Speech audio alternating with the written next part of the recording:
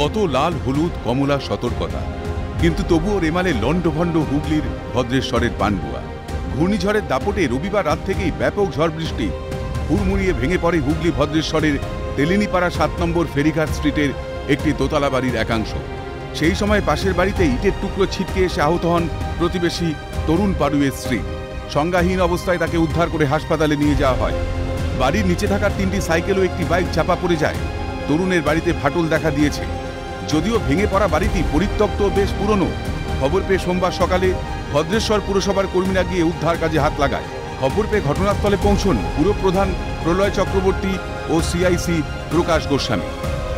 পাশের বাড়ির বিল্ডিং ভেঙে পড়েছে। বহু পুরনো বিল্ডিং ছিল, অনেকবার বলার পরেও কেউ শোনেনি।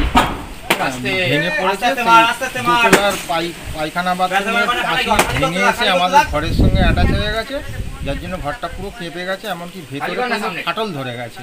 আমি চাইছি কিছু ক্ষতিপূরণ যাতে পাওয়া যায়, সেই জন্য চাইছি। কোনটা রাস্তা কোনটা নিকাশি নালা বোঝার জো নেই। ইট পেতে ত্রিপল বিছিয়ে কোনো রকমে পায়ের নিচের মাটিটা শক্ত হলেও মাথা গোজার ঠাইটা যেন 20 সালের আমফান 21 সালের ইয়াস থেকে ক্ষতবিক্ষত।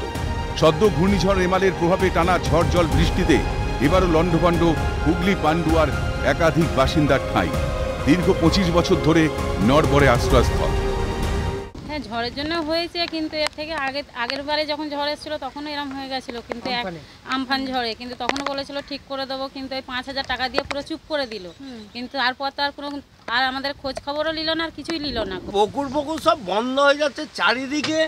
ওই ব্রিজের তলা দিয়ে এই দিককার পুরো এলাকা, থানা থেকে শুরু করে পুরো এলাকার জল এইখান দিয়ে এইদিকে নিকাশি কোনো প্রবেশ নেই, সব মানে জড়ো করা নিয়ে আমরা এই ভেসে ভেসে সারা জীবন।